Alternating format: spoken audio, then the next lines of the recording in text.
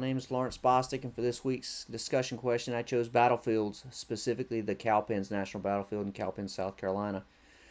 I think the significance of Cowpens is its relation to military actions in the later part of the Revolutionary War. After years of focusing their efforts in the northern colonies, the British decided to move south and hopefully capitalize on the southern loyalist and slave population there and get their support against the Continentals.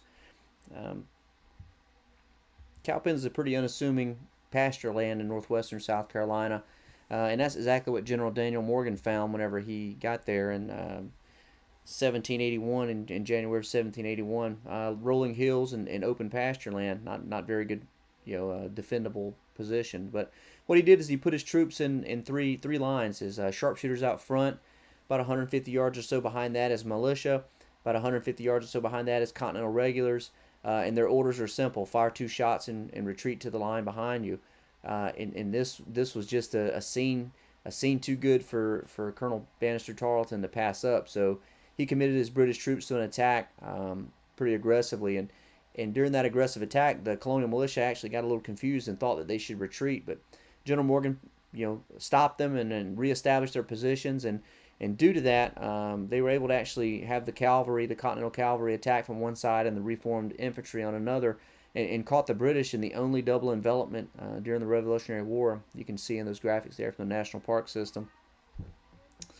So the defeat of the British there was really significant. It as the National Park Service Cowpens page says, Tarleton's defeat directly impacted the British will and ability to carry on the American Revolutionary War, and Morgan knew that retribution was coming from General Cornwallis and the remainder of the army, and so he put his army on the move, and the resulting cat and mouse game that happened wore Cornwallis's army down pretty significantly, and resulted in the eventual siege at Yorktown and an American victory for the American Revolution. So after the battle, the significance of the land, it was largely forgotten. According to the administrative history of the park, the state sold the land to a private owner in 1803, and it changed hands several times until the 1850s. The first official recognition of the battlefield was from the Washington Light Infantry. They established a monument there in 1856. So the Washington Light Infantry had been formed as a militia in 1807. They'd fought in the War of 1812 and in the Mexican War.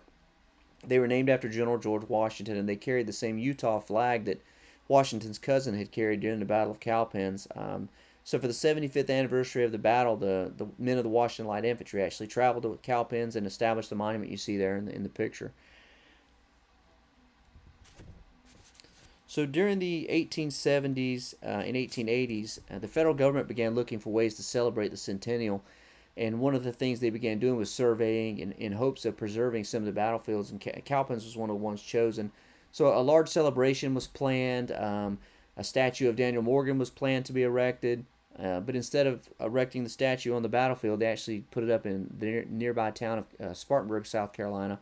Again, completely ignoring the battlefield and leaving it just part of the environment. So over time, county lines were redrawn, textile mills moved in and out, and things just changed, but the battlefield just remained the same.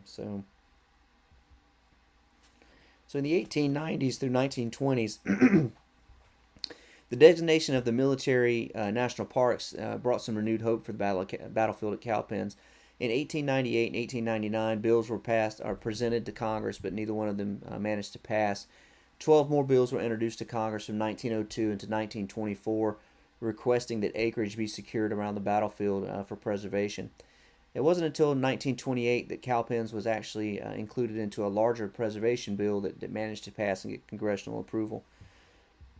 So first, Cowpens was just an unmanned park. It was just there. It was designated as parkland, and decades of planning and development just never went anywhere. It never brought any fruit.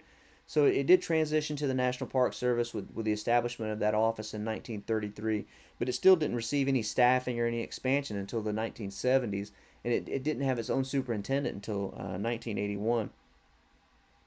So from 1978 until 1981, the park expanded in three phases, and this included the addition of a living history farm, an environmental study area, and a youth conservation corps was established.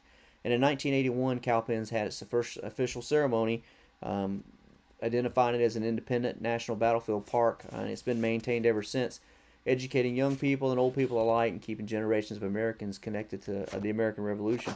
Even yours truly toured it as an elementary student 30 some odd years ago, and it was the very first battlefield I ever visited, and I was hooked ever since. So I think that as far as the significance and the value of a trip to a battlefield for an educator or a student, or really for anyone, I think it's one of the most valuable experiences that a person can have.